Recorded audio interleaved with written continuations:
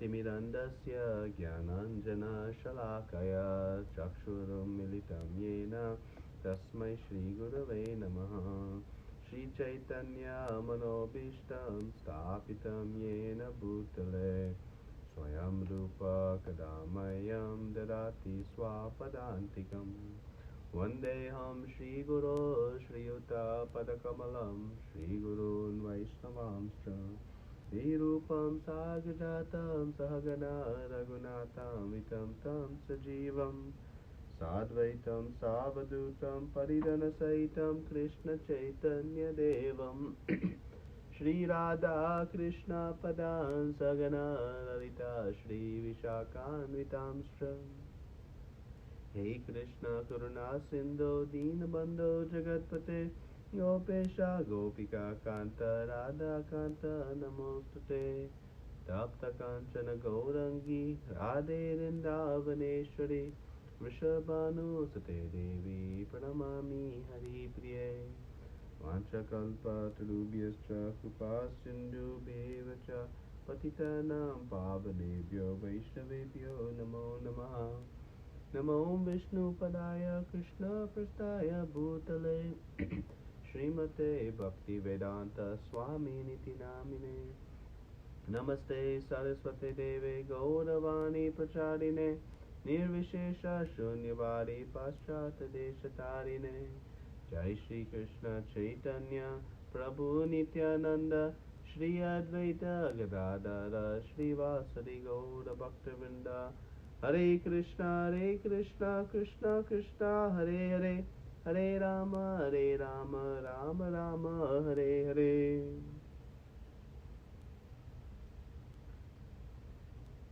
Hare Krishna, everyone. So, welcome. So today we'll be discussing the final part of chapter 3, verses 325 until 343, and it's a very beautiful section. So we continue discussing this yoga ladder, and as we've been talking about, this yoga ladder presents an elevation of consciousness from the lowest rungs to the next rungs.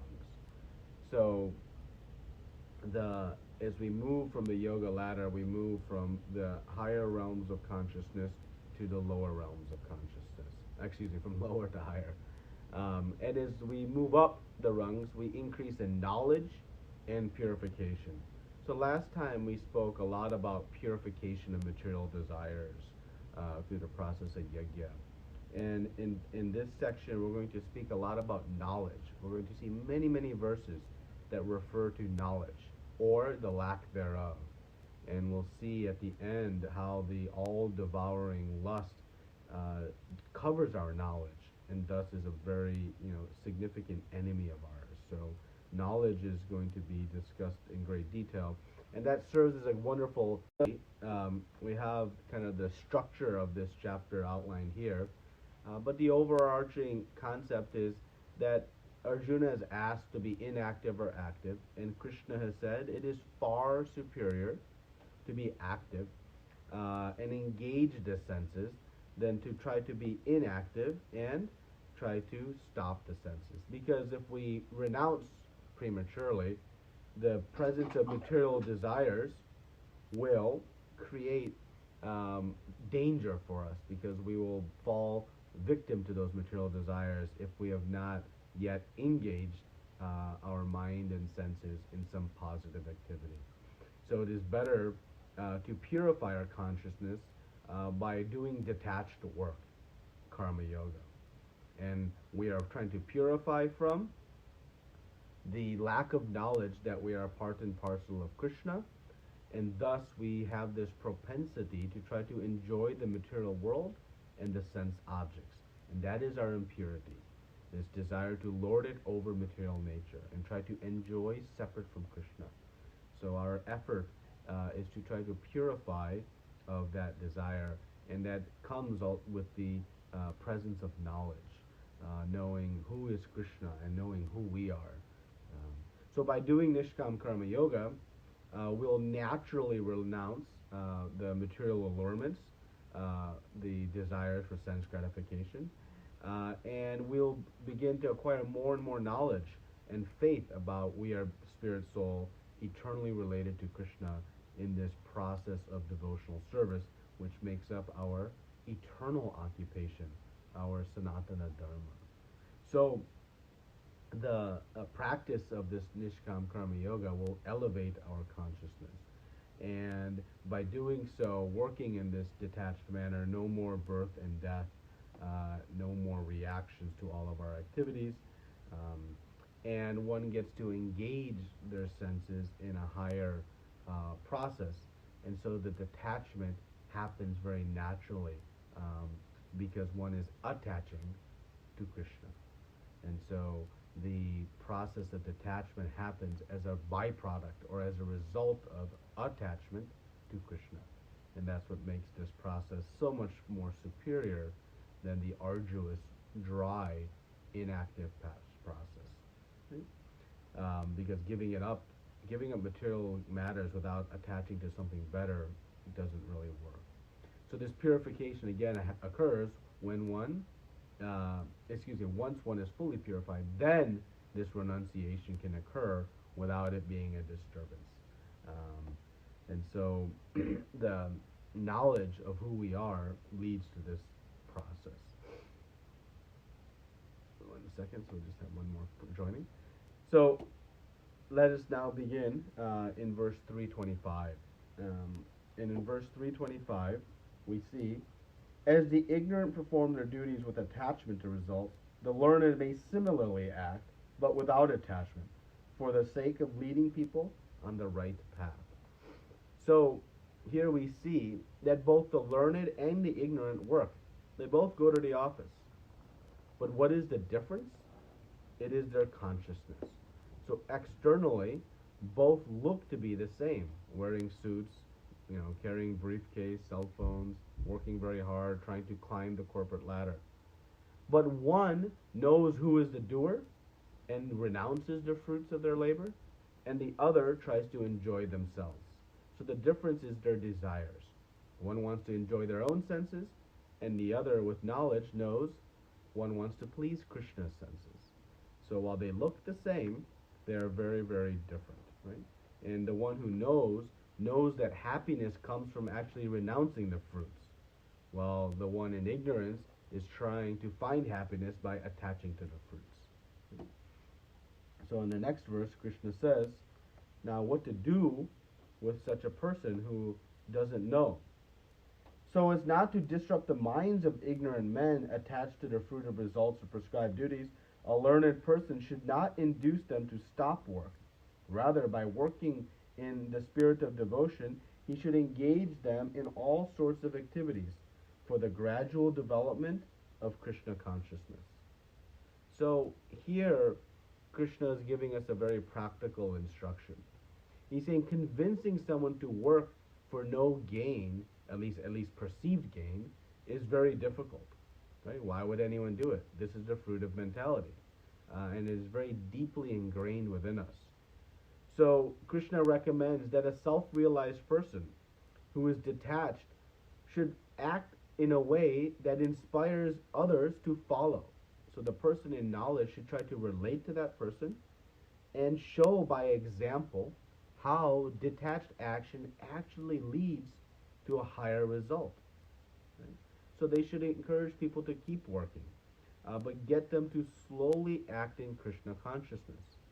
If you begin to preach, your work is foolish, your material desires are leading to you to hell and birth and death, and you're going to die losing all your possessions, stop chewing the chewed.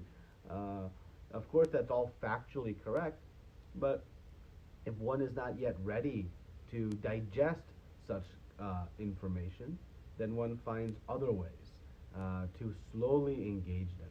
So practically what we do, we try to find ways in which they can offer some of the fruits of their work. Maybe not all at first, but some of them. And by doing so, they'll obtain some purification. And that purification will also result in knowledge, knowing who is Krishna. And that desire to increase the desire to serve will slowly increase. So if you tell somebody go into Nishkam Karma Yoga all at once, it may not work. So maybe they're into Sakam Karma. They know something, so to get them to renounce some of their fruits. Practically, what you can do, you know, have them sponsor a feast at a temple, or have them buy a book, or something in which they can renounce some of the fruits of their labor. Doesn't have to be money; it could be even their time.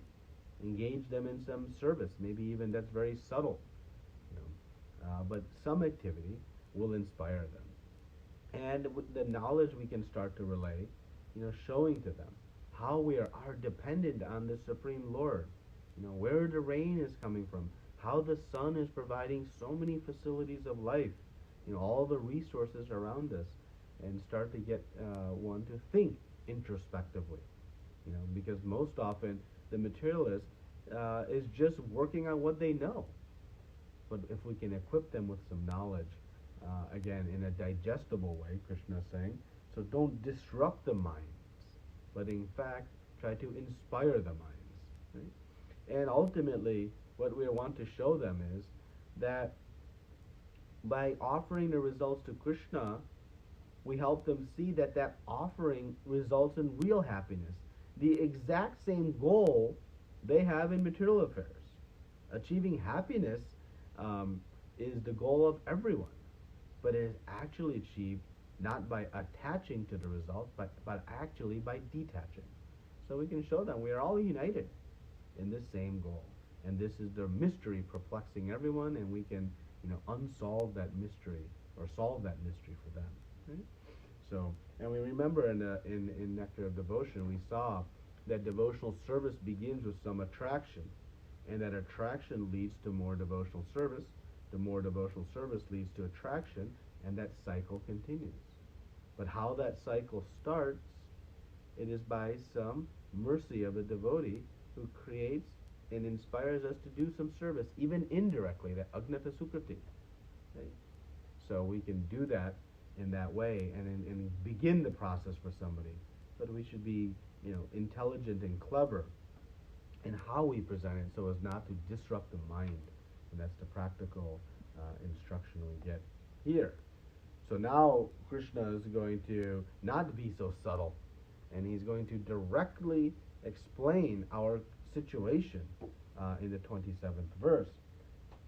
The spirit soul, bewildered by the influence of the false ego, thinks himself the doer of activities that are in actuality carried out by the three modes of material nature. So the core problem with us detaching, the obstacle in us detaching the fruits of our work, is we think we are the doer. If I think I'm the doer, then I think I'm the rightful owner. But in fact, in reality, we are not the doer. And so Krishna is smashing this concept with a very powerful verse. Only the modes of nature are the doer. He doesn't even say, I am the doer. In fact, he'll later say that he is not the doer. But in chapter 18, he is going to explain how the different constituents of actions form to create activity. So the distinction between the learned and the ignorant is really simple. Between the detached and attached, one knows who is the doer, that is one in knowledge, and the ignorant does not know who is the doer. That is the distinction. If we think we are the doer, then we will certainly try to enjoy the fruits of our work. Maya is trying to convince us, I am doing. Oh, look at all these amazing things I am doing. But in reality, we are not. And when we know we are not the doer, then we have very simple understanding. It is very easy to renounce the fruits of the work.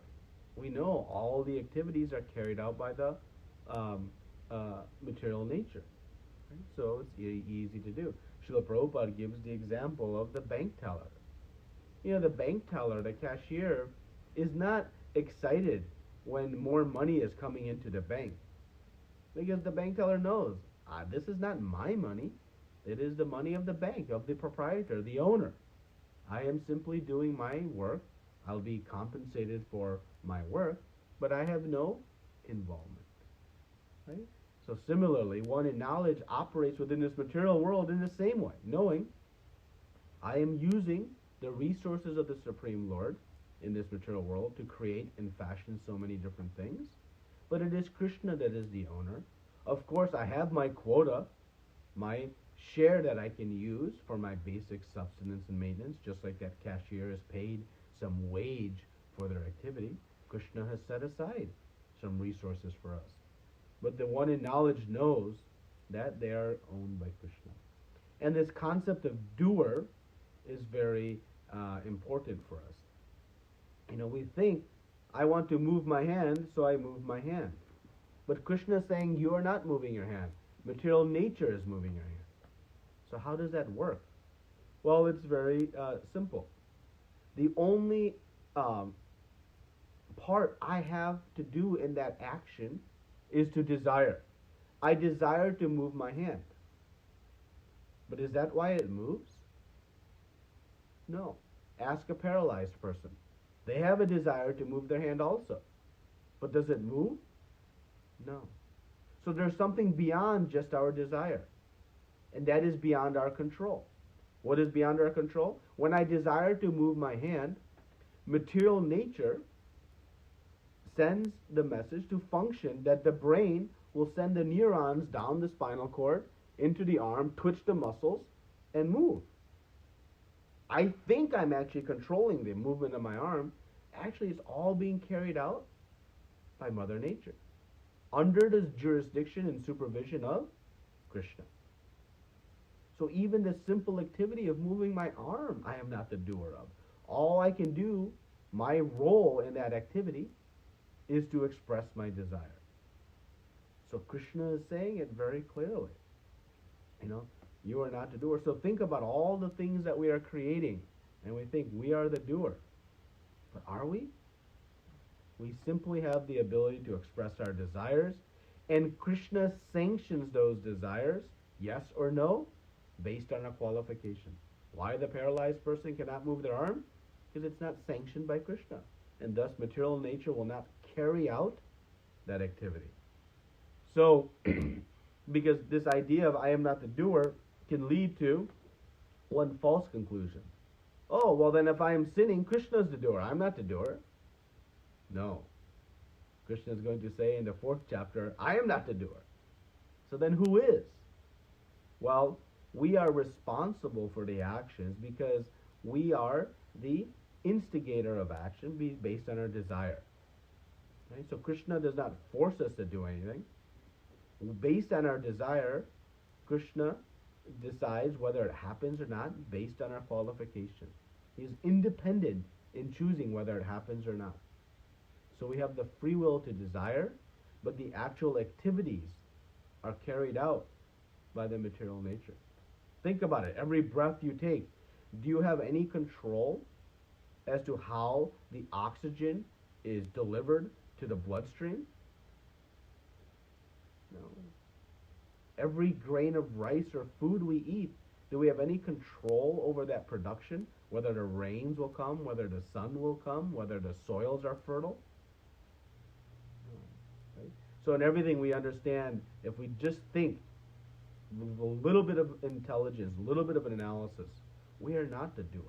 We are certainly subject to the jurisdiction of the Supreme Lord.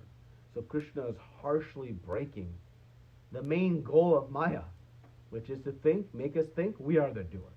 Because as soon as I know I'm not the doer, then renouncing the fruits becomes very straightforward. Just as I mentioned last time, if I come into your house and I sit on your sofa, it's not so difficult for me to, when I leave that sofa behind. It's very obvious.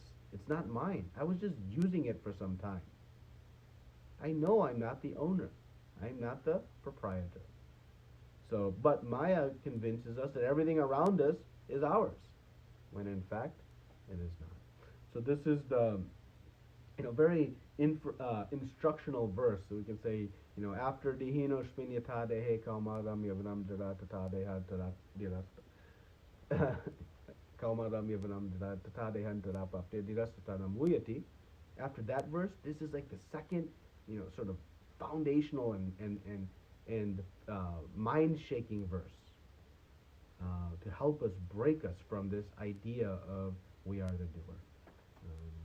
So from there, now Krishna shows to us how we are fully dependent on him for everything. And so we use everything that we have in his service. And remember one important point, that all of these instructions Krishna is giving, it is for the benefit of Arjuna. So being told we are not the doer is actually for our benefit.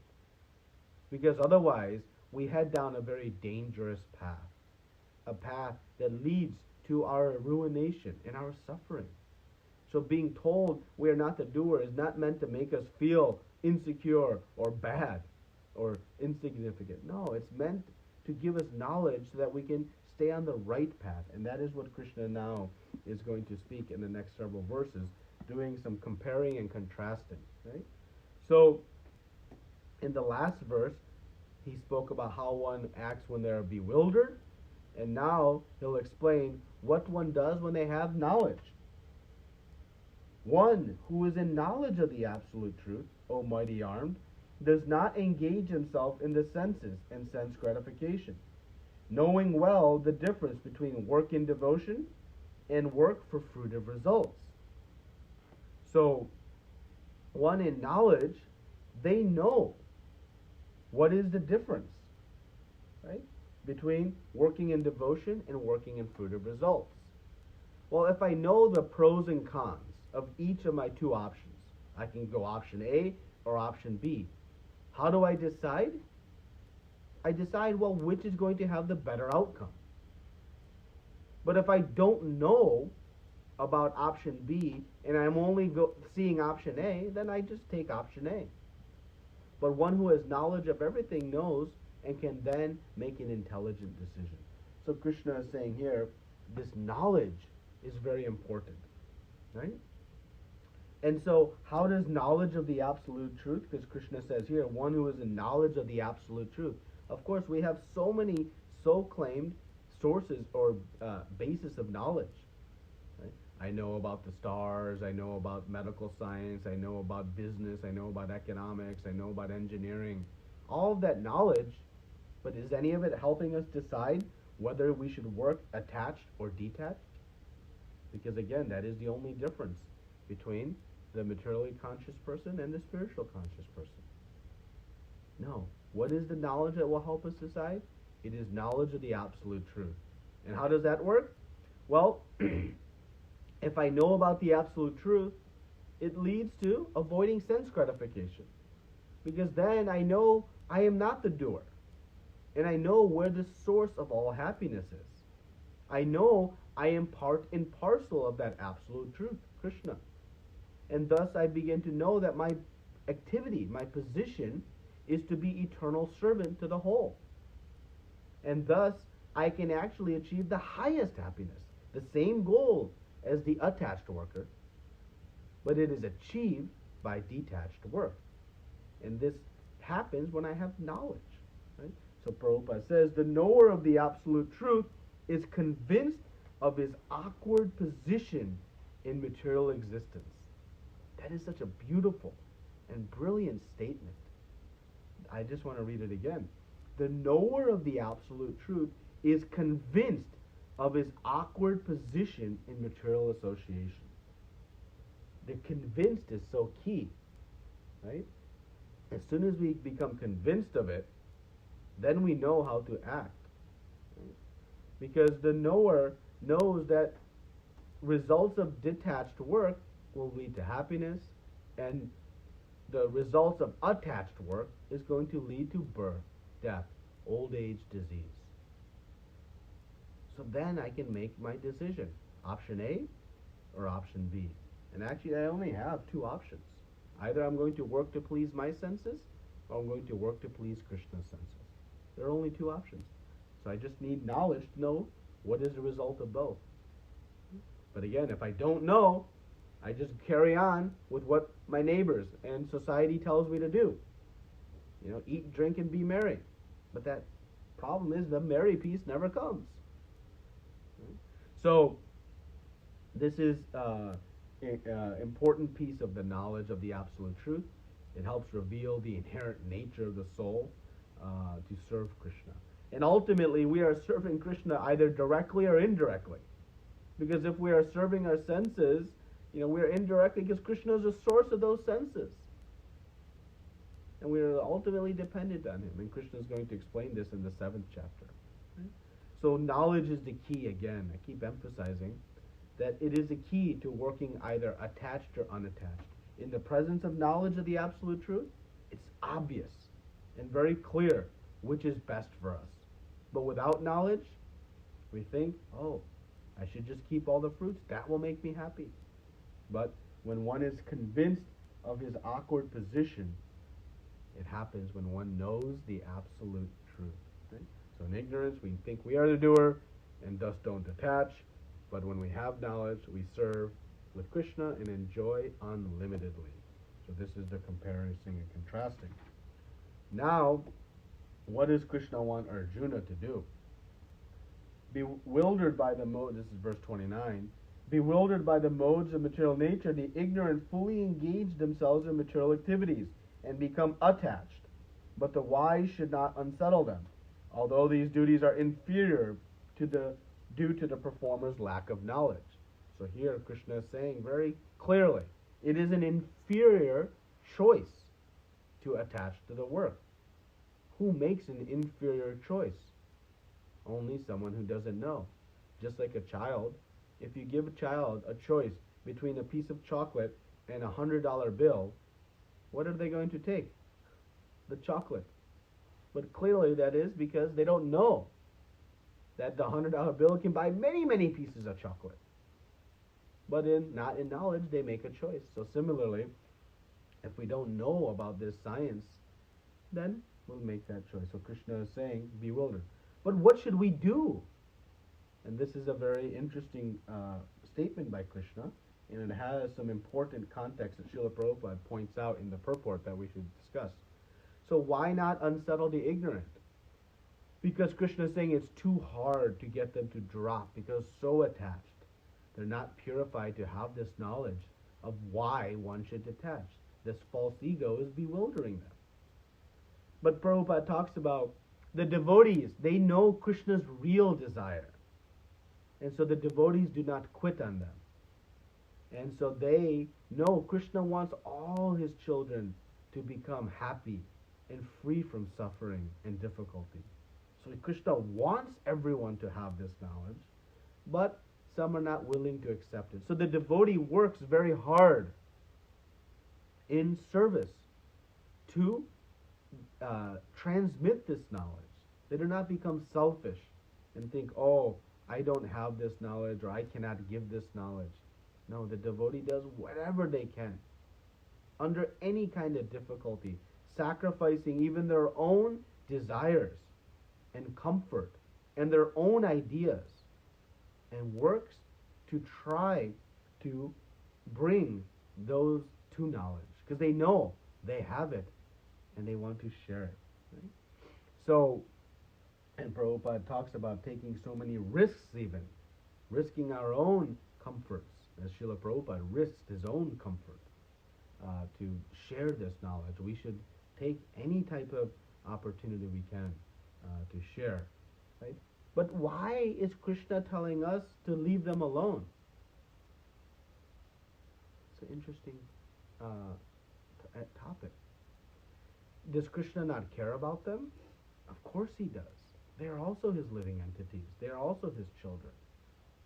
But he doesn't want the devotee to lose their time, to waste time.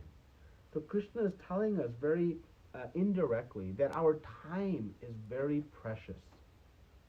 And we should use every moment in service of Krishna and understanding how precious our time is. Right now we have some more time by the circumstances of this virus. But are we really valuing every moment of our time? So this verse, Krishna is telling us not to unsettle them because he's saying it may not work. So Krishna is telling us use our time wisely. But again, the devotee says, but Krishna, you want to be with them also. I'll do whatever it can. And actually, that is the great rendering of service. So it's a nice combination of two ideas in this 29th verse. In the 30th verse, Krishna then says, therefore, Arjuna, now this is what he wants Arjuna to do. O Arjuna, surrendering all your works unto me, with full knowledge of me, without desire for profit, with no claims to proprietorship, and free from lethargy, fight. So this is the perfectional state. Krishna is saying, do bhakti. Because he's saying, surrender all your works to me with full knowledge of me. Okay? No desire for profit, no desire for, or no claim for proprietorship. And enthusiastically, meaning without lethargy. So a lot to unpack in this verse. This is actually a summary of the whole chapter. Prabhupada writes in the opening purport, this verse clearly indicates the purpose of the Bhagavad Gita, right, which is to work for Krishna. Okay? So full knowledge means that we know our entire relationship with Krishna. That brings one to bhakti. Remember, on the platform of the different yoga ladder, knowledge increases. Well, when knowledge is complete, we are at the top. So this is for why this verse refers to bhakti, because it's saying full knowledge of me, right? Not partial knowledge, just knowing spirit versus matter, right?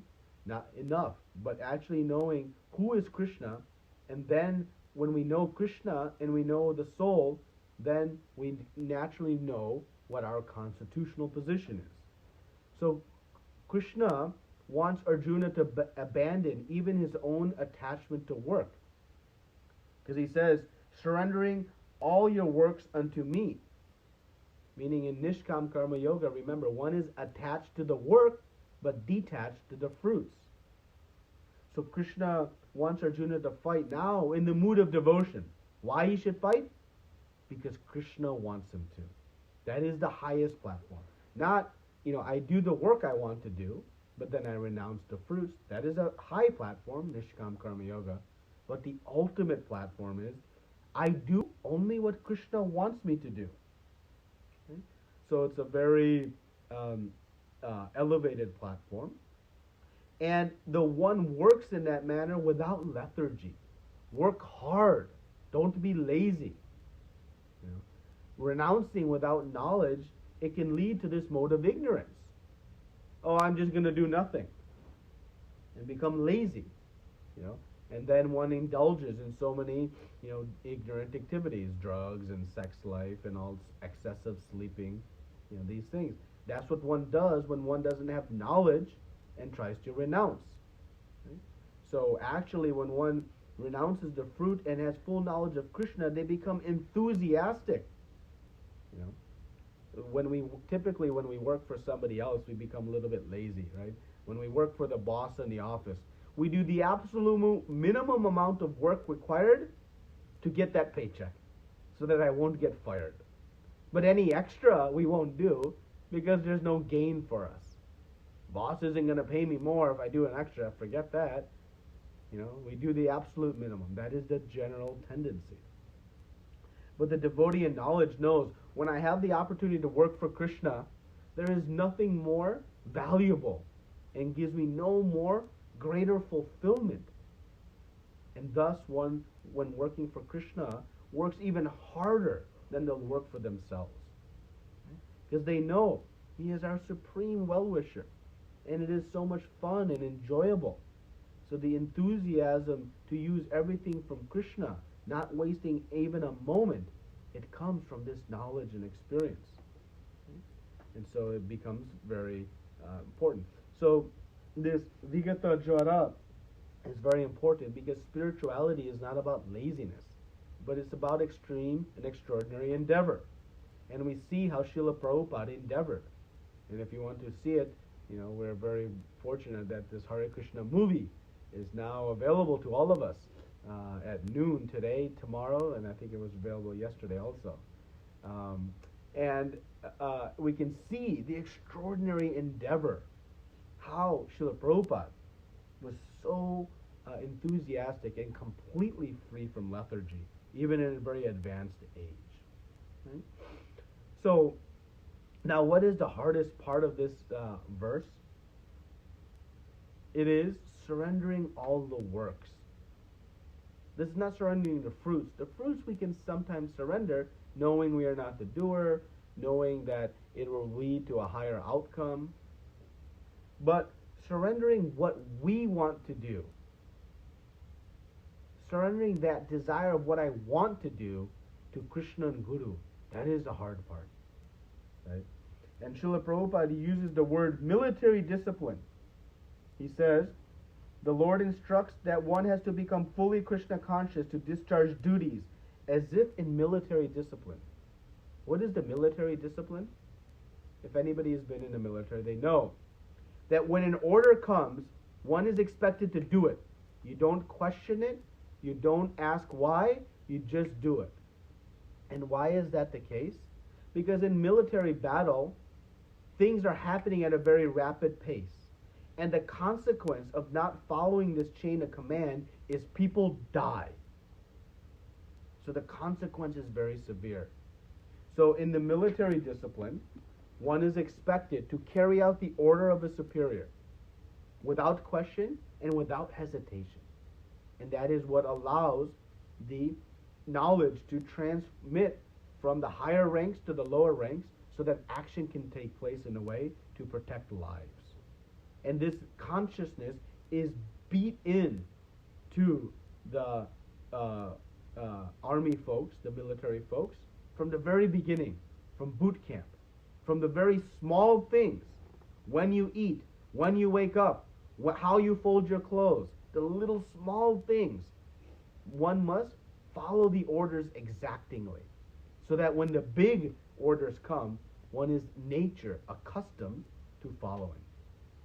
So Prabhupada very intelligently and cleverly uses this analogy or this, representation of military discipline of how the devotee works. Of course, the motive is very different, but how one works, surrendering all one's ideas of what to do to Krishna and Guru.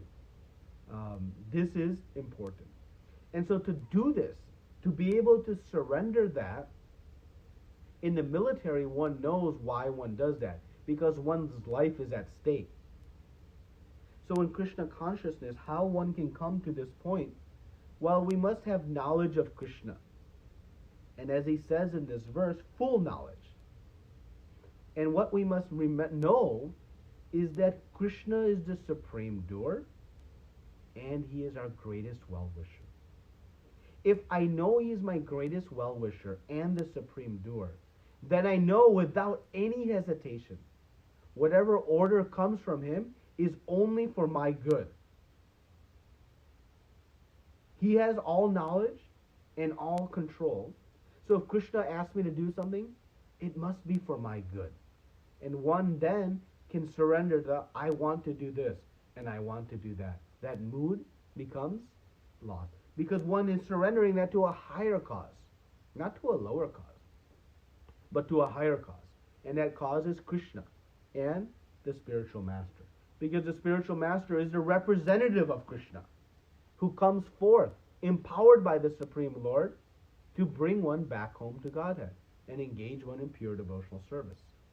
So one in knowledge of Krishna's objective and the Guru's objective and absolute love finds it then very easy to surrender their own I want to do. Again, in military discipline it happens on a different consciousness, but in spiritual discipline it happens with faith that Krishna will never instruct me to do something that will be bad for me. Guru will never instruct me to do something that will be bad for me. I may think it's bad for me, but I don't know. But Krishna and Guru knows. And that way one can become very comfortable in this process. Right? So Prabhupada writes, one has to sacrifice everything for the goodwill of the Supreme Lord, and at the same time discharge prescribed duties without claiming proprietorship. Arjuna did not have to consider the order of the Lord. He only had to execute his order. The Supreme Lord is the soul of all souls. Therefore, one who depends solely and wholly on the Supreme Lord without personal consideration, or in other words, one who is fully Krishna conscious, is Adhyatma Chetas. So again, without personal consideration, right? What Arjuna did not have to consider the order, meaning think whether it is right or wrong. Just do it, because he has faith. Krishna will never take him down a path that will not result in perfection for him. So Krishna now is going to explain in the next word, what is the result of working in this way? Well, the result, the persons who execute their duties according to my injunctions and who follow this teaching faithfully without envy become free from the bondage of actions. No more suffering, birth, death, old age, disease. So Krishna now is showing that this mood results in ultimate happiness. So liberation is not again a geographic destination. Liberation means to become free from the modes of material nature, free from bondage of fruitive actions.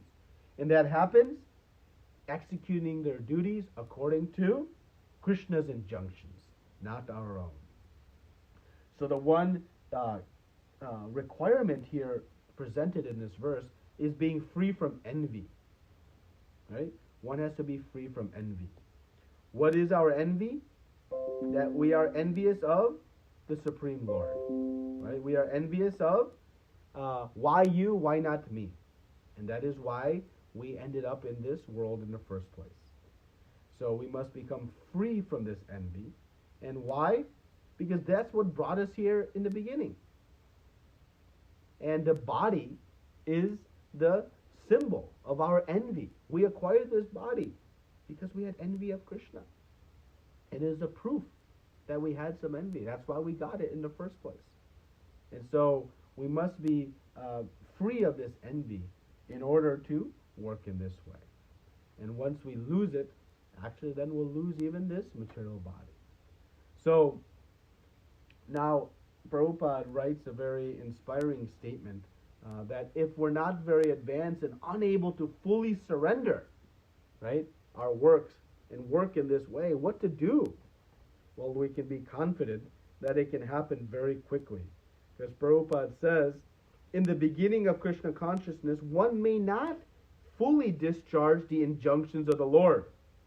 But because one is not resentful of this principle and works sincerely without consideration of defeat and hopelessness, he will surely be promoted to the stage of pure Krishna consciousness. Very comforting statement by Srila Prabhupada. Yeah, in the beginning, we may not fully be able to do it. Or we may not even fully want to do it. But just do it. Because we will be promoted to this natural consciousness. And Prabhupada says, will surely, without fail. So we can be comforted. So what happens if we don't do this now? But those who out of envy disregard these teachings and do not follow them regularly are to be considered bereft of all knowledge, befooled and ruined in their endeavors for perfection. So those who don't follow, ruined. Arjuna, the choice is yours. Now you know. Either you can become free or become full of bondage. And why ruined in perfection? Because if you envy Krishna and disregard him, you will steal Krishna's resources. And the result of stealing is always suffering, both in the material laws and in the spiritual laws. And so, the choice is you. And again, this is due to lack of knowledge. Srila Baladev Vidyabhushan says, the question now may arise, why don't people fear this punishment? Not following these instructions. It's clearly better to be detached. So now Krishna will explain in the 33rd verse why one doesn't follow this. Even a man of knowledge acts according to his own nature, for everyone follows the nature he's acquired from the three modes. What can repression accomplish? So one works according to their nature, right? So we have acquired certain tendencies, qualities based on our interactions with the mode, And it leads us to certain types of work. You know? So what to do then? Okay, work, do what is according to your nature, but renounce the fruits. Then you will progress to a higher nature. You will purify to a higher place, right? And that is what we've been talking about all this time. Renouncing the duties is very difficult, and Maya will snag you, right? So then the question becomes, well, if am I stuck with the nature that I have acquired? You know, if I'm a nature to be sinful, then am I stuck? So no, there is a process which one can perform, and that is explained in the 31st verse.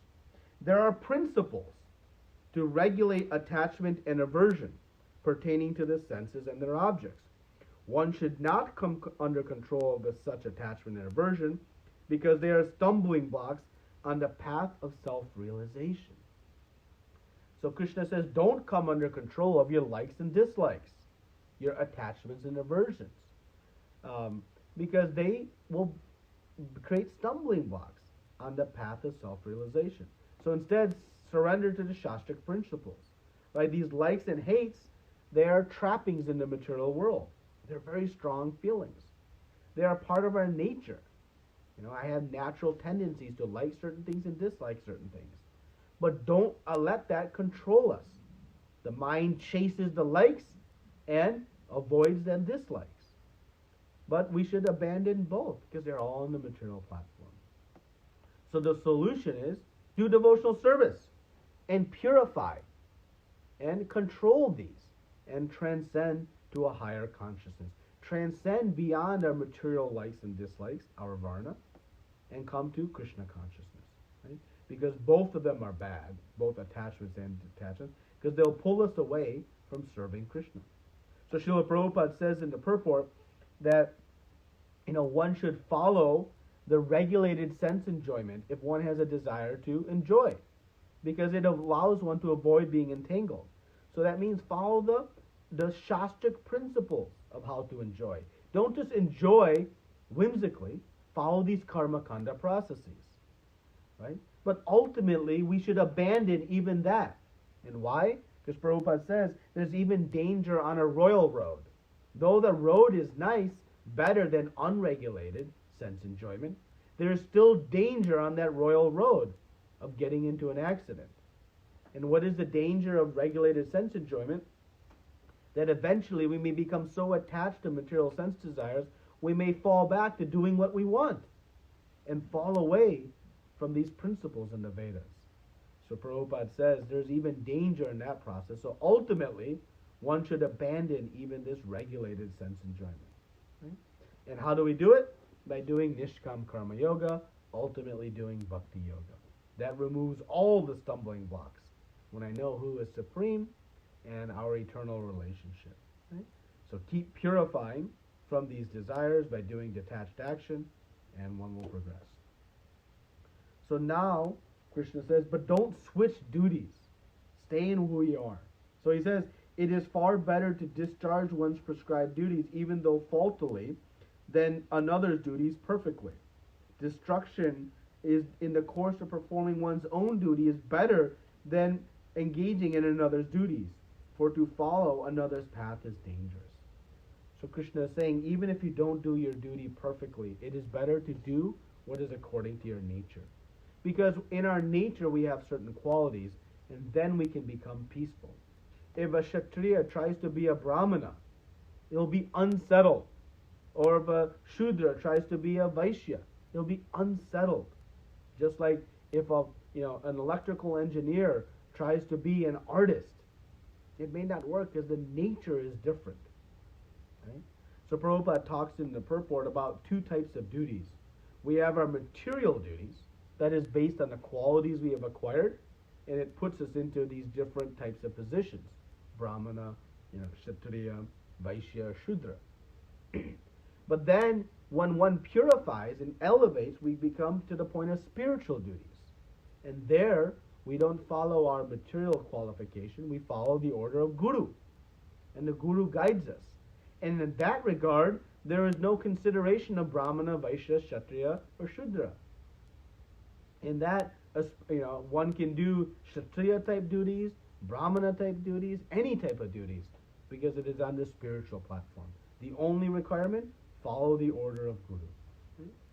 So the summary now in this section is that Krishna is telling Arjuna to surrender the fruits for his benefit. But we must know the why to surrender. I am not the doer, and the result of surrendering is better. I must have knowledge. Right? If I don't have this knowledge, the why, then I'll not be able to surrender the fruits. So this knowledge has been discussed extensively in these last many verses. And in summary, the benefit for us to surrender is we get eternal happiness in service with Krishna. Our happiness will only be achieved when we know who is the doer and our eternal position. So all the instructions we are getting here, all the instructions in the entire Bhagavad Gita, is to give happiness to us. Right? So this knowledge is very important and given to us.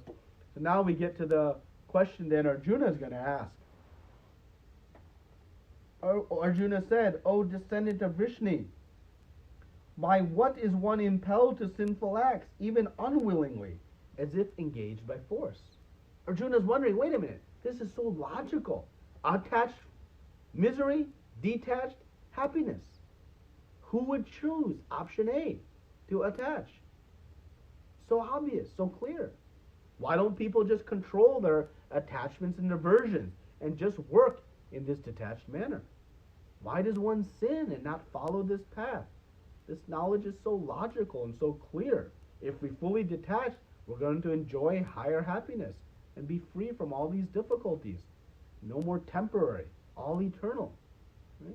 But even someone who experiences a taste of this higher process sometimes gives it up and gets pulled back to their attached ways. So why is it happening? Is it the super soul that is forcing us to act this way? This is Arjuna's question. So Krishna then answers it very clearly. The Supreme Personality of Godhead said, it is lust only, Arjuna, which is born of contact with the material mode of passion and later transformed into wrath, which is the all-devouring sinful enemy of this world. So what is it? It is not a multitude of issues. It is singular. It is lust only. And what is lust? Intense hankering. And where does it come from? It comes from our pure love of Krishna. Our pure love of Krishna is very intense as well. But when that pure love for Krishna comes in contact with the material nature, it transforms into lust. Prabhupada gives the example of milk. When it touches a sour agent, it becomes yogurt. So we misused our independence, came in contact with the material world, and thus this lust became prevalent and prominent. And it is an all-devouring enemy, Krishna says. Why it's all-devouring? Because it destroys that knowledge of who we are as servants of Krishna. And thus we begin to try to control and think we are the doer. So that knowledge was so critical to knowing whether to take action A or action B. But lust destroys that knowledge. And now we only know work in an attached way. And this lust then overwhelms our consciousness. It consumes our mind and intelligence. And that is why one leads to sin, because we'll do anything to satisfy these intense desires. Right? In our lives, we've all done something wrong. And we knew it was wrong before we did it. We knew it. But we still did it. Why? Because of this lust. The desire was so strong, even though we knew it was wrong, we still did it. And we've all had experience of this. This is why it is the all-devouring enemy.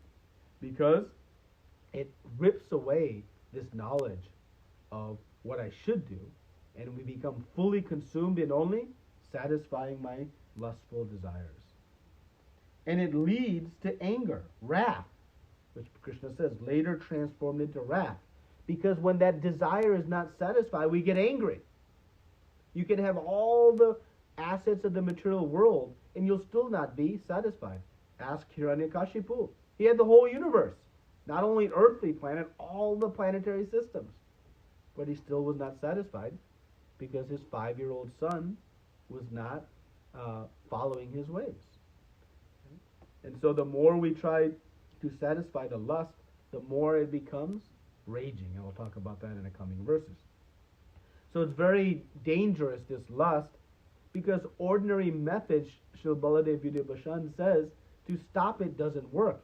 You need to use a danda of punishment to deal with this lust. So this is where it happens. And Prabhupada says, when do we acquire about this process? He says, when we become baffled in our attempts, when baffled by our prolonged lustful activities and the resultant suffering over and over again, then we will start to inquire, why this lust isn't working. Our attempts are baffled over and over again. I love that statement by Srila Prabhupada. So the goal he gives us, Prabhupada says now, is to turn our lust back into its original form, which is pure love of Krishna. So as strong as this lust is, no, the love for Krishna is even stronger, because that's where the lust came from. So our goal is to engage in Krishna consciousness and transform our lust back into pure devotional service. So now Krishna is going to guide us into how to do that. So he explains the nature of lust in its 3 degrees. As fire is covered by smoke, as a mirror is covered by dust, or as the embryo is covered by the womb, the living entity is similarly covered by different degrees of this lust. So the lust is not one or the same. There are different degrees. And the stronger it is, the harder it is to overcome. The lighter it is, the easier it is to overcome. So the fire by smoke is the lightest, right? When the smoke is there, you can still see tinges of the flame. You can feel the heat. So it's considered a light covering. That smoke is a light covering to the fire. And that lust is compared to the human form of life when we are in the mode of goodness. Right? We are very close to coming to Krishna consciousness. One is starting to lose these, the mode of passion and ignorance. So after millions of years of cycling through all the different species of life, in this human form of life, the lust can become the thinnest, the lightest. And just like by simply fanning the fire, you can remove the smoke and the pure fire can come out, by some small adjustments, practicing Krishna consciousness, one can remove this lust in the human form of life and reawaken this pure love. So this lightest covering is compared to the human form of life. The second degree is like a mirror covered with dust. A mirror covered with dust, you can't see yourself, but you can see the mirror, the structure of the mirror, though it's not working. So that is considered like the birds and the beast. They have more lust than the human form, but not as much as the third, like the embryo in the womb. You cannot even see the embryo. So in the fire, you can feel the fire, you can see tinges of it. The mirror, you can't see any aspect of the mirror, but you can see the outline. But in the embryo, you can't see or perceive any of it. So that is compared to the thickest covering of lust, and that is the trees and different, non-moving living entities who have the highest degree of lust. Okay?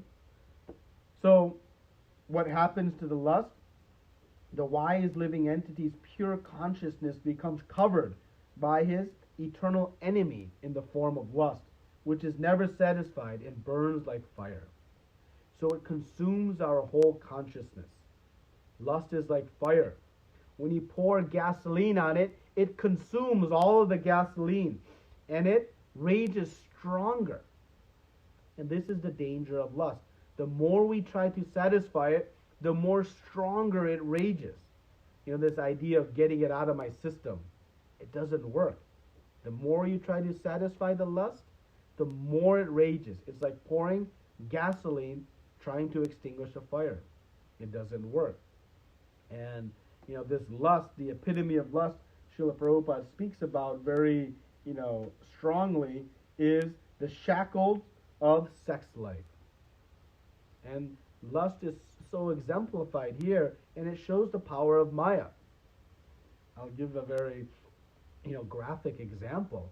But if I ask you or ask anyone to carry on a bag, a plastic bag, full of dirty, foul, smelling, toxic materials, will anyone carry around this bag for 2 days?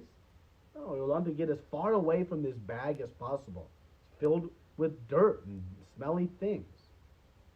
But how strong are these shackles of material world that this sex desire, this desire to enjoy the body, well, we are attracted to basically bags of blood and pus and stool and bile. I mean, it sounds very graphic, but it's true. There's just bags carrying all these substances. Every single item that comes out of this body has a bad smell, and it's not attractive. We try to get rid of it. Yet, it is our main source of attraction in this material world. The whole world is working to try to enjoy these bags.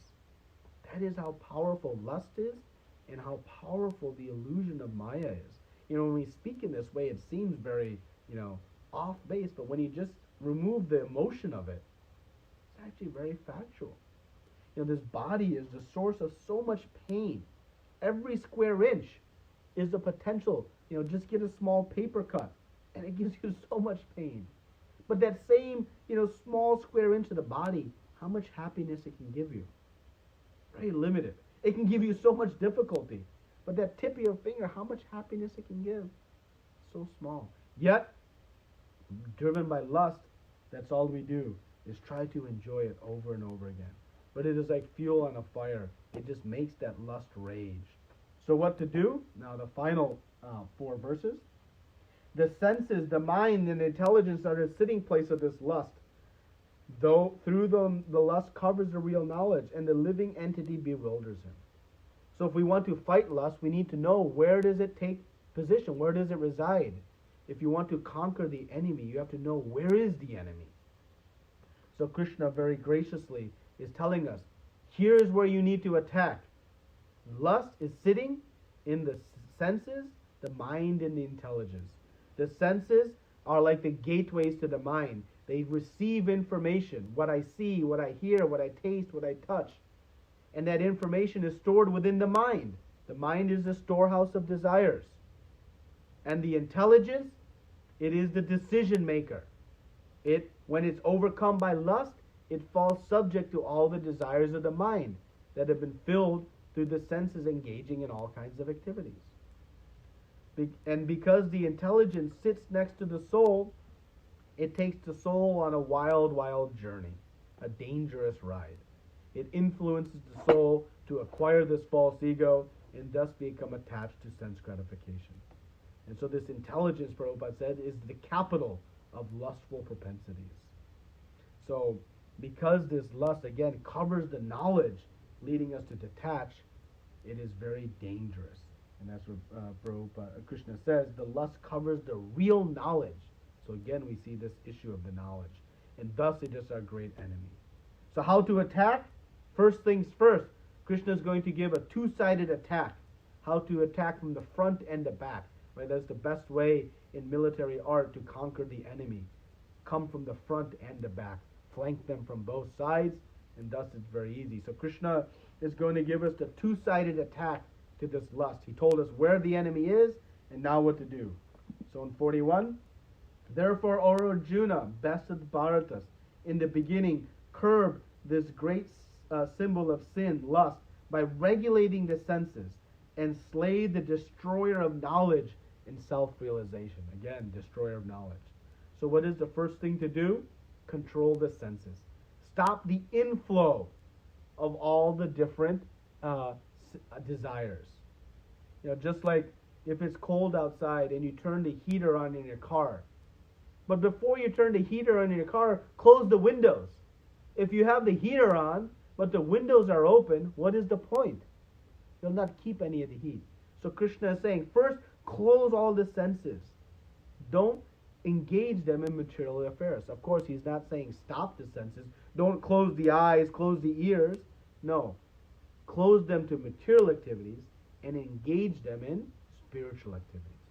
So the basic practical implication here, follow the four regulator principles.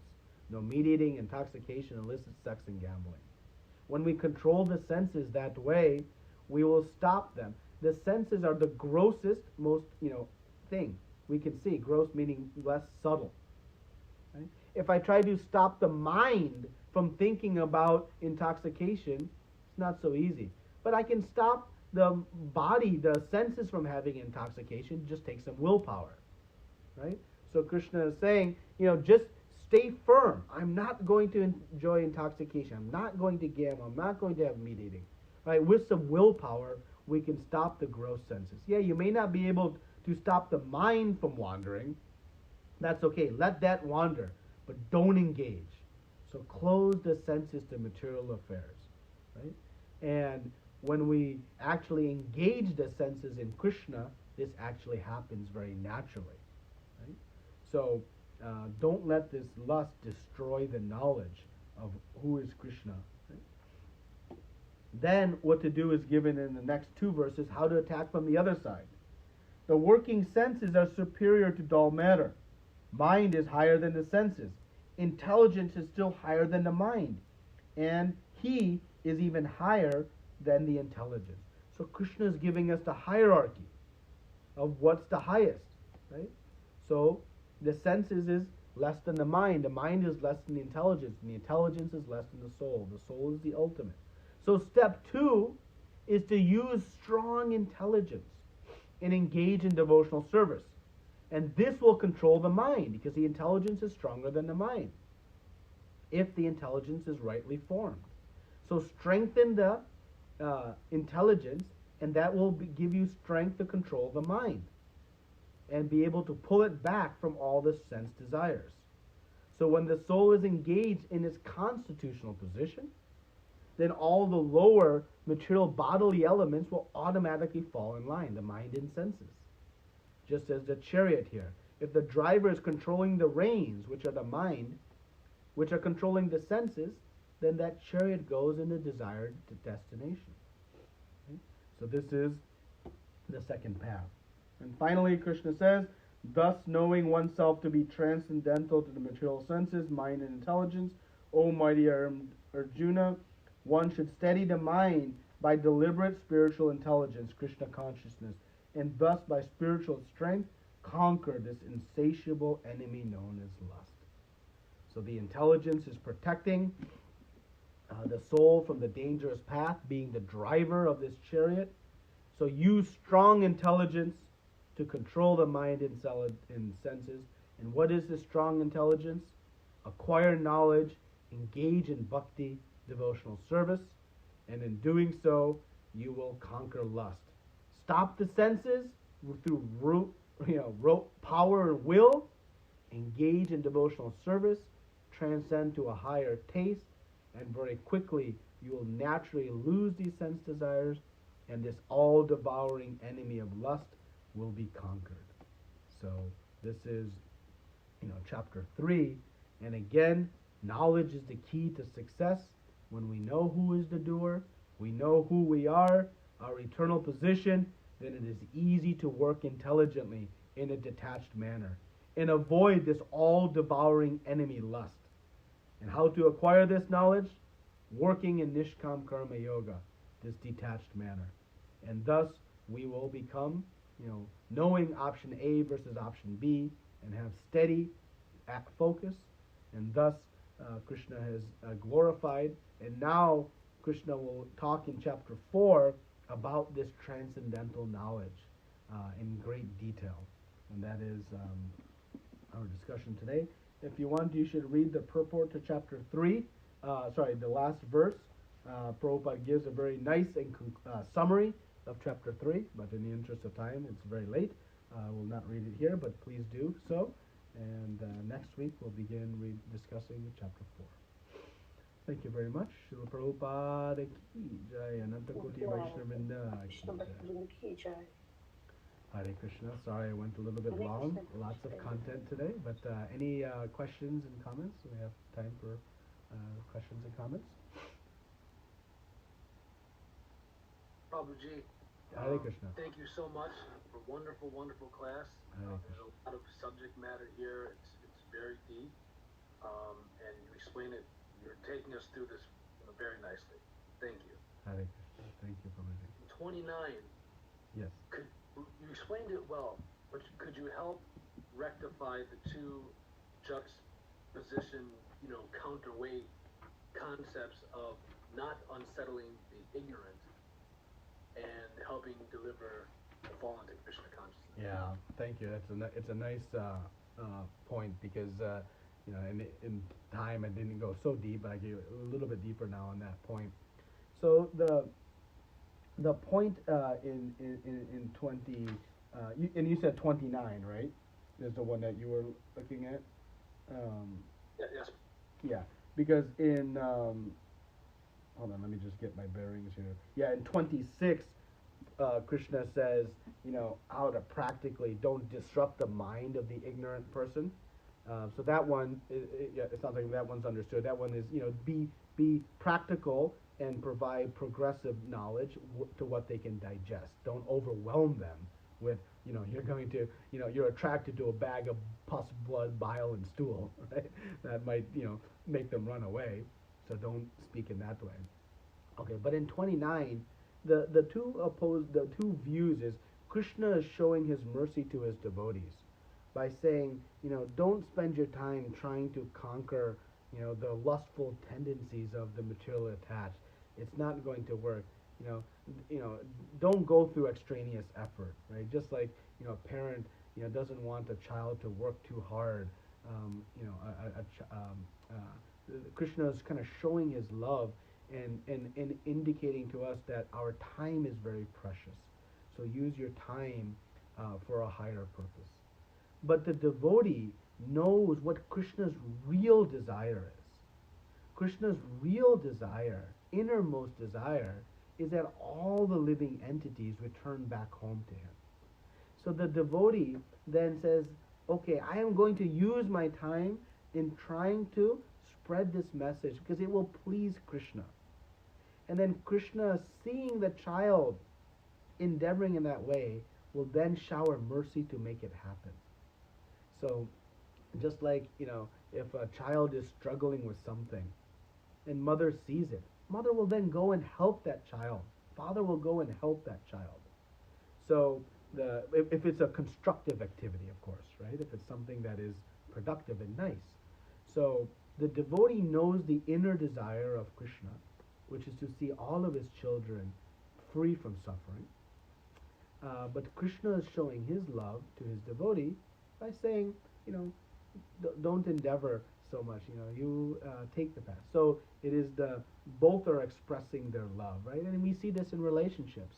You go, oh, don't trouble so much by serving me. You go to somebody's house, don't trouble so much. But the person enjoys that. It's not trouble, right? So in that way, that's the kind of the juxtaposition that's discussed in this verse. Is that okay? That's Prabhu. So, in summary, we should try to use our intelligence to inspire those, I guess, to the level that they're at without putting them off. That makes a lot of sense. Cause I feel like I put people off sometimes. Yeah.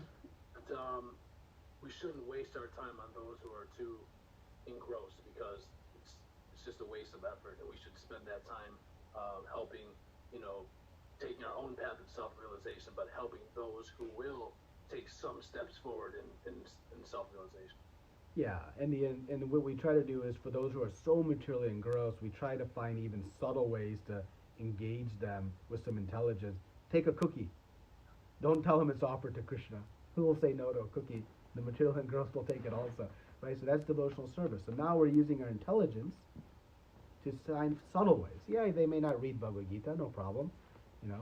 Hey, I got this festival of chariots coming up. It's a great blast. You'll sing and dance. There's some free food. Oh, cool. Right? That's devotional service. So we intelligently try to unattach even the most engrossed. So, thank you. Thank you.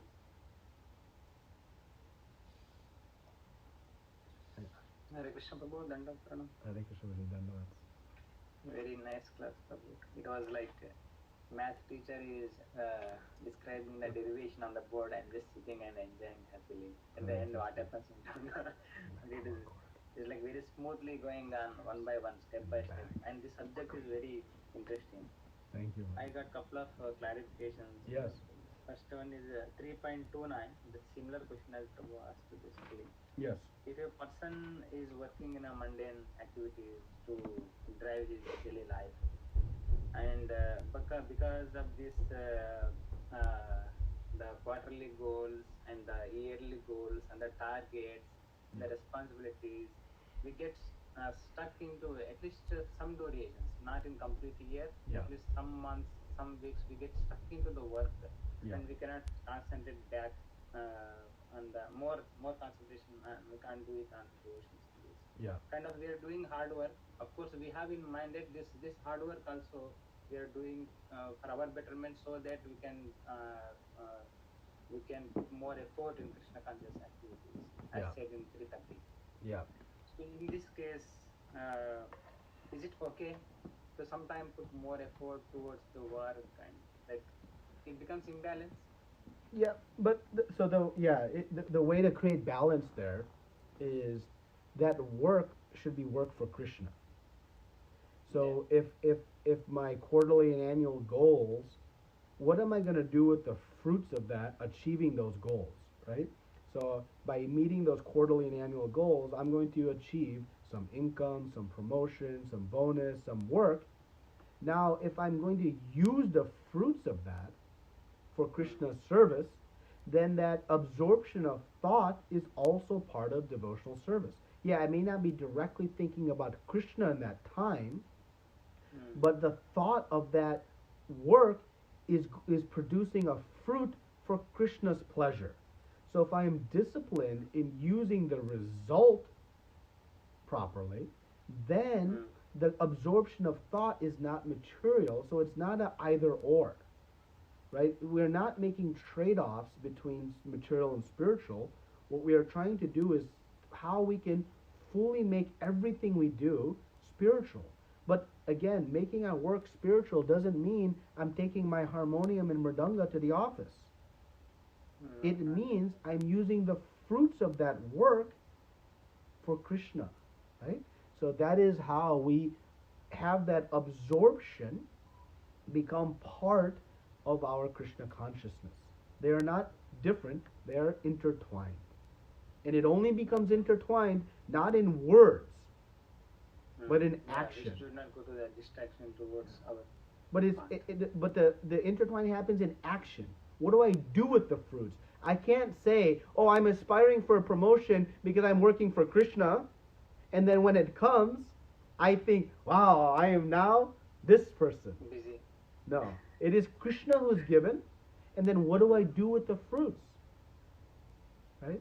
So the activity, what we do with the results will define whether the work, the means, was bhakti or material affairs. Right? So just if we become disciplined on using the fruits intelligently, then all the work leading up to that becomes devotional service. Okay.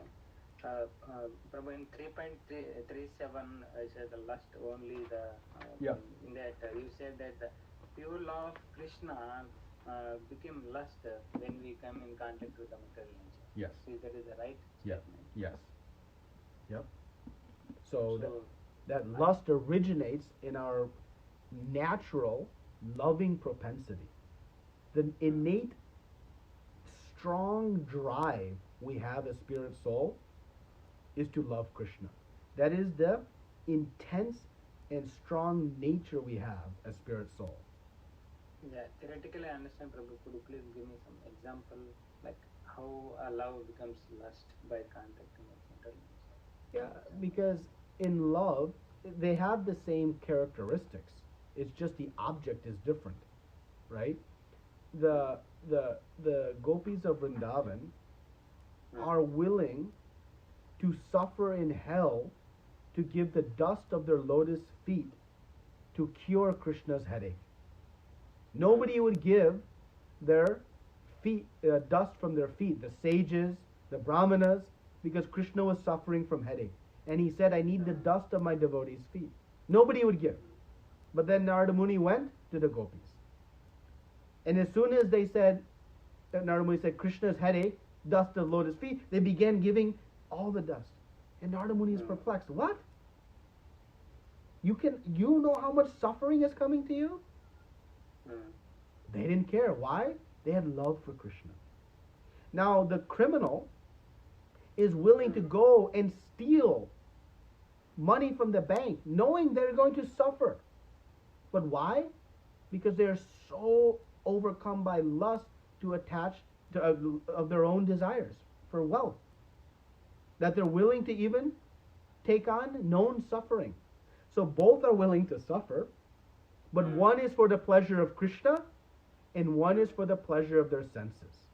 So you see, there's a similar nature, there's a similar intensity, but the object could not be polar, more opposite. And you can take this to all desires, right? The materialist, lust for, another person. Why do we see so many extramarital affairs? People are willing to throw away their whole families because of intense love for someone else. It's not love, it's lust. But the devotee is willing to set aside all other activities for their love for Krishna. Right? So just two examples. Basically, the object of the love is basically deviated in the material. Correct. Okay. One more thing, just is in the 331 result in the liberation, you said that the liberation is not a geographical destination. Yeah. Basically, when we talk about liberation, we say that Goloka Vrindavan is our goal to reach, like geographical thing. So, what is mean by liberation is not a geographical destination. Yeah, I'll give a short answer, but yesterday we gave a little bit, if you want to watch on Facebook, there's a class on 1155, discussed in more detail, but the short answer is that the desire of the devotee, Srila Prabhupada writes in that purport, is not to achieve Goloka Vrindavan. The desire of the devotee is to serve Krishna. Okay. Now, in Goloka Vrindavan, the opportunity to serve Krishna is uninterrupted and extraordinary. So the devotee wants to go to Goloka Vrindavan, but not to enjoy their senses and be free from birth, death, old age, and disease. They want to go to Goloka Vrindavan to serve Krishna uninterruptedly with so much enthusiasm and love. So the motivation to go to Goloka Vrindavan isn't like, I want to go to Hawaii to enjoy the beaches and beautiful weather. No, I want to go to serve Krishna, right? So the mood, so we can be careful not to develop a fruitive mentality in desiring to go back home, back to Godhead. The pure desire is, I want to go serve. And in Goloka Vrindavan, there's an opportunity to serve in extraordinary ways that pleases Krishna. Not even, I get to serve the way I want. No, get to serve in a way that pleases Krishna. So that is why I want to go. So the motive for going is again to please Krishna. Right? So then liberation we speak of, it means free from all the material desires. So that can happen in the material world. Srila Prabhupada was in a liberated state on this planet. He was not a materially minded person. But he was physically here rendering service for Krishna. So, yes. But he was in a liberated state. His heart attacks were not due to karma. Ours are, but not his. Right? That was part of the activities to inspire us and him. So, the liberation happens when we become free from the modes. It doesn't mean if we are in a particular geography. That's why I said it's not a geographic position. It is a state of consciousness. That I have no other desire but to serve Krishna. That is liberation. I am free from all material entanglements. And that's why it can happen even here. We can become liberated in an instant. We don't have to wait till the end of this life. Okay? Okay, Prabhu, thank you. Hare Nice, Krishna. nice answers, Prabhu. Hare Krishna. Dhanyavad. Thank you. Hare Krishna. Any other questions from the group? Hare Krishna, Prabhu Nidana Pranam. Dhanyavad. Beautiful class, wonderful. I just not able to understand these three kinds of lust that you mentioned, the degrees of lust. The smoke concept I'm not able to understand, like smoke and you said then mirror and this. So I'm understanding that the consciousness is becoming more and more opaque as we move up from smoke to the trees, right? I'm very clear on that. No problem. Yeah, it's understanding of smoke. I'm not able to understand, like relate to this lust, how you are explaining it. Yeah. So remember, what lust does is lust covers our knowledge, our real knowledge, right? So how far we are away from having the real knowledge of the absolute truth, and I am servant of Krishna. So lust is stopping that. So how much is there a covering between me and real knowledge is given in these three examples. So the degree, the thickness, if we want to think in like material terms, how thick is the covering? So when you have smoke in fire, the smoke is covering aspects of the fire, but you can still see pieces of the fire. It is a very thin covering. If you just fan, the smoke goes away and the fire comes. So it's relatively thin covering. The dust on the mirror, I look into the mirror, I don't see any reflection. Like I could see bits and pieces of the fire because that was a thin covering. The thick dust is, but I can still see the outline of the mirror. I know there's a mirror there. So that is a higher, thicker covering than the fire, but less than the embryo in the womb. In the embryo, I can't see it. I have no perception. I can't see parts of the body. I can't see anything. Right? So it's a much thicker covering. So that example is given to describe the degrees of the covering. Covering of what? Our knowledge. Knowledge of what? Not neuroscience and astrophysics. Knowledge. Who is Krishna? Who am I? And what is my relationship? Because that knowledge leads to intelligent action, which leads to bliss and happiness. Right? So that's the lust. And the lust, when it covers that knowledge, it leads one astray. Right? So so in the human form of life, the lust, though it's very pronounced in our relative understanding, it can be removed relatively easily. How? Eat Krishna Prasadam, sing and dance with the Lord, render service. So difficult? No. One can remove the lust. Just as it's pretty easy to remove the smoke, just fan the fire, and the smoke will dissipate and the fire will rage. So the removal of lust for the human form of life is relatively easy. For the birds and beasts, they've got some work to do. They got to first come to the human form of life. For the trees and other living entities, they have a much further road. They are much further away from this human form of life. So that's why this example Krishna gives. Does that help? Yeah, it's wonderful, Prabhuji. Thank you so much. Hare Krishna. Hare Krishna. Hare Krishna. Do you have a question online? Sneha Mataji, is self-realization only required when you are in crisis? Nice question. Is self-realization only required when we are in crisis? Well, that sometimes becomes our conventional wisdom, but the reality is we need to know who we are in all circumstances. And in ultimate reality, we are in crisis anytime we don't know who we are, right? That is a crisis.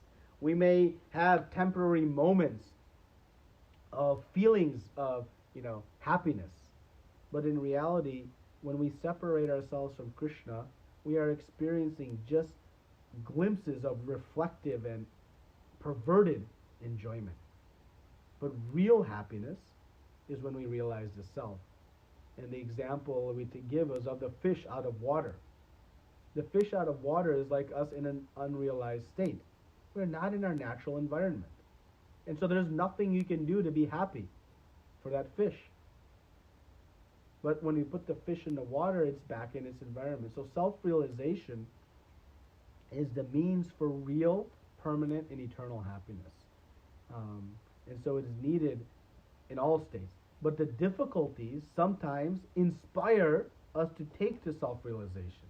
And Krishna says that in the 7th chapter, that those in distress come to me.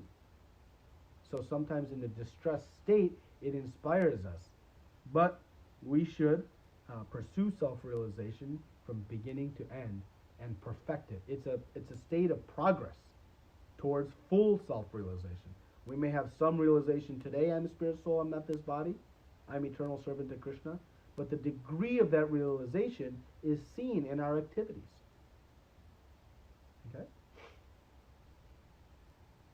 Any other questions or comments?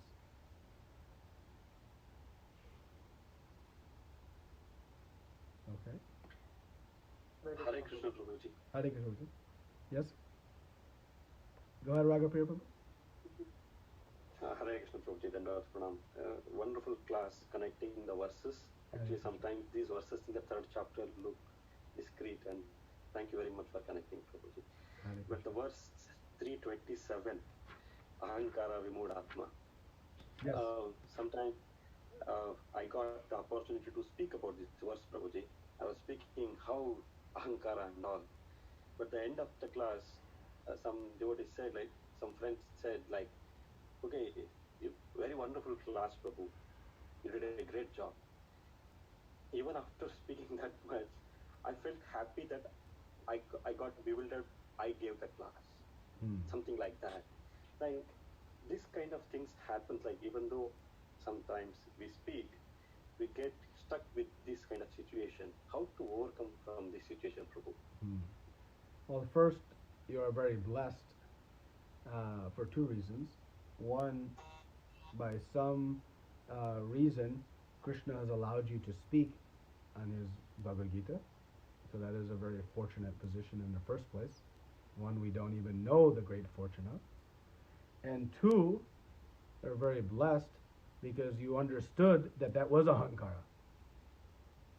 So Krishna is shining a mirror to you and revealing your moments of false ego. Many of us go through life not even observing our false ego. So when that feeling comes and it's understood, it is the greatest of blessings. Because Krishna, through Guru, is inspired to help us overcome that. So just realizing that in the first step is a great blessing. Because if I don't realize it, I just carry on thinking, oh yeah, I am great.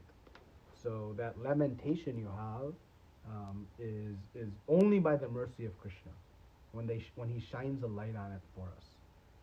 So now to the crux of your question, how to overcome it, we have to continue to practice devotional service. Purify. It's going to happen. But when the mind says, yes, I gave this class, great. Use intelligence and say, you fool, you did not. It is only Krishna. So then who cares? There is no false ego then.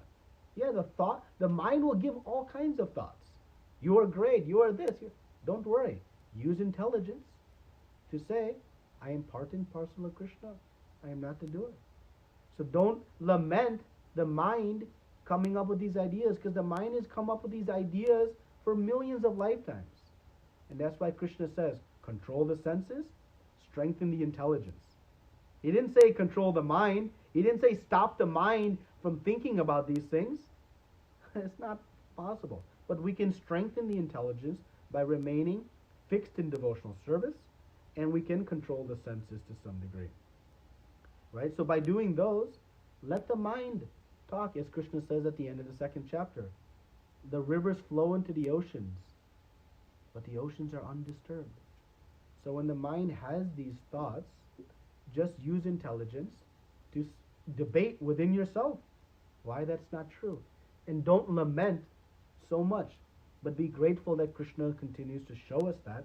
Pray that Krishna continues to show us our imperfections, either through himself or through his devotees, so that we can purify and get to the perfectional platform. Because until I know why we're grateful for the teacher grading our test, so we know what we did right and what we did wrong. Otherwise, I don't know, right? So it is a great fortune that these realizations happen to us, and the more they happen, it's not a sign of our, more ego than somebody else. It's a sign of more mercy, because we all have it. Everybody has it. It's just a question of how much we realize it. So the more we see it, it is a great sign of Krishna's blessing. And what we should do is continue to remain in devotional service and let the intelligence, overrule and debate and defeat the mind with good, sound logic. That's how we can attack it, and chant more and continue serving in this way, and you will purify. Because there is no service more dear to Krishna, as he says himself. If we are dear to Krishna, he will purify us. Thank you, Roji. Thank you very much for this hopeful message. Thank you very much. Hare Hare Krishna. Krishna. Hare Krishna. Kaushik Prabhu, you had a question? Hare Krishna Prabhu, Madam Pranam. Like when the mode of nature is having a lot of influence on us, how can we close all the senses? Yeah. Like, so the best way to close the senses is to engage them in Krishna. So when the modes of nature are, we're becoming very, attracted to different things, what we have to do is double up our effort. Okay, I'm going to the temple and rendering service. I'm too attached to watching cricket or whatever it is. We all have, different attractions. So we sort of like, okay, I have to get, because just stopping the senses isn't going to work, right? Trying to remove those attachments don't work. But what works is increasing attachment to Krishna. So whatever it is that we find enjoyable in devotional service, just double up our efforts, right? And by experiencing that higher taste, we'll again be able to overcome. Because, Srila Baladev Vijayabhushan said, this lust, you cannot attack it by ordinary means. It needs a danda.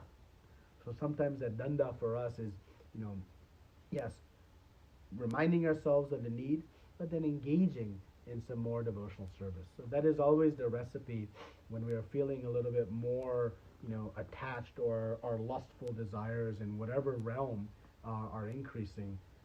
Just try to engage in a little bit more devotional service, more practical service, more hearing, more chanting, more reading, and that will help us gain some strength. thank you, Prabhu. Hare Krishna. Anything else? Okay. So thank you very much. Again, apologize for going long today, but lots of content. So beg all your blessings and forgiveness. Srila Prabhupada ki, Jai Ananta Koti Vaishnava Vrinda ki.